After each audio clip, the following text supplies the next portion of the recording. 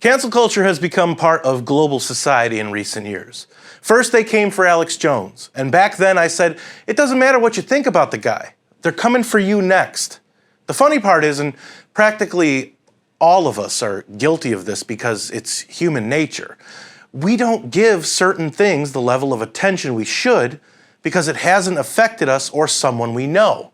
Everyone is aboard the cancel train these days, and it appears that it's on fire, which means no one is safe.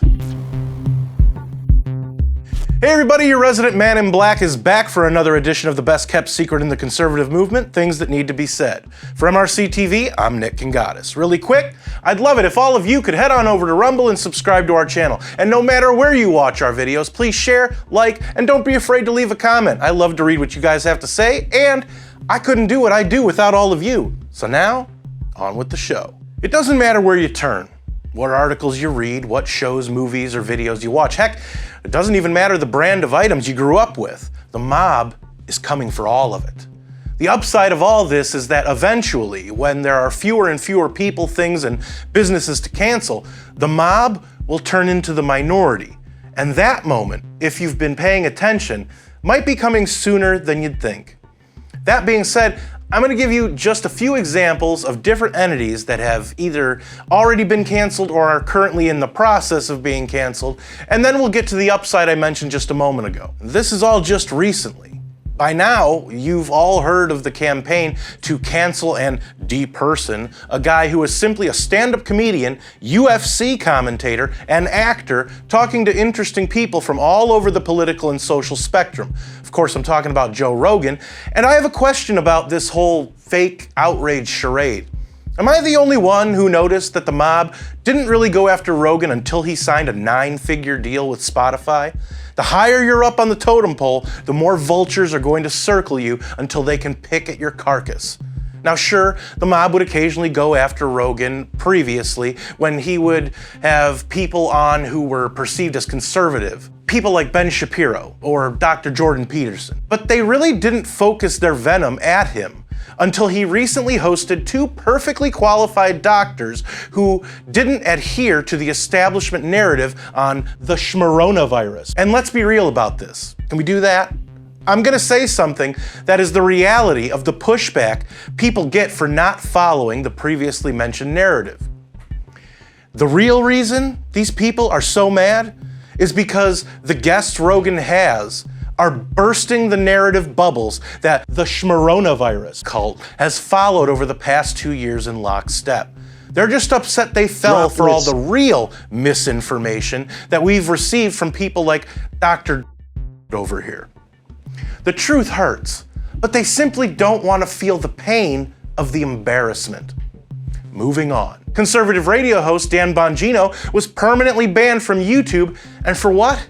Yeah, you guessed it, breaking establishment narratives concerning the schmoronavirus. Those are just a couple of examples that just happened or are in the process of happening. But don't fret, my friends. The left is eating their own as well. As I said earlier, the leftist mob have chewed through so many on the right that the right to them now are people in the middle of the political spectrum and even people who are slightly left-leaning. There are less of us to devour anymore. Whoopi Goldberg, yes I know it's Whoopi, but you gotta treat a clown like a clown. She's under fire for what she said about the Holocaust. Now I'm not gonna get into it, because I'm sure you're all tired of hearing about it by now, but she was suspended from The View for 2 weeks over her comments, of which I vehemently disagree. Now look at J.K. Rowling.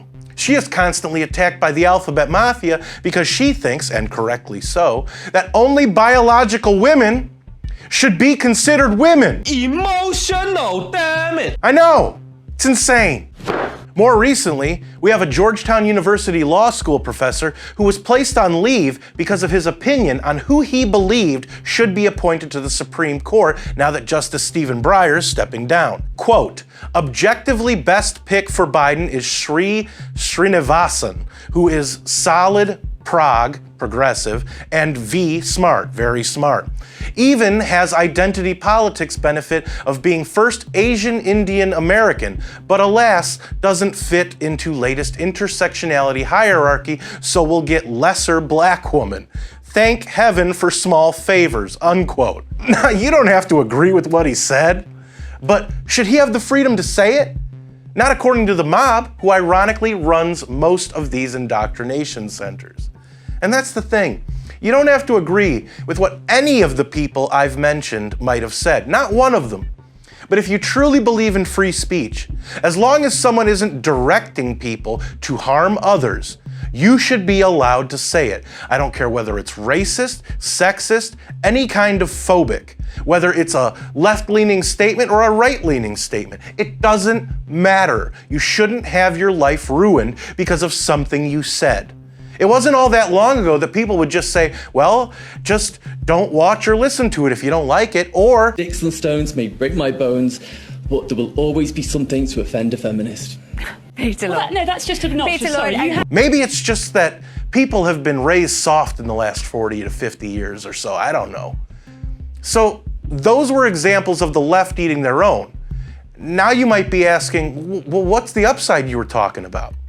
The upside is that people around the world, and surprisingly the US seems to be the last on this train, but people have had enough. We've seen sporadic protests in the last year or so around the US, but the citizens of other countries have taken the lead in fighting back against the establishment government-approved narratives, particularly when it comes to the schmoronavirus. Just look at our neighbors to the north, the Freedom Convoy, and the Canadians supporting it by showing up at that nation's capital are heroes. Now, I know that term gets thrown out a lot, but it's true. If you don't stand up in one way or another to the mob, who take their marching orders from authoritarian governments, they will continue to beat you down until there's nothing left. And as I said at the top, no one is safe. But look at this beautiful freedom convoy. Look at the protests in Italy, Germany, France, Bulgaria, the Netherlands, Austria, and more. As I said months ago in a past video, as bad as things may seem, and even though it will most likely get worse, there is a light at the end of the tunnel, and the cancel train can't take us all down. So, what do all of you think out there? Do you believe it's going to eventually get better? Were these things that needed to be said?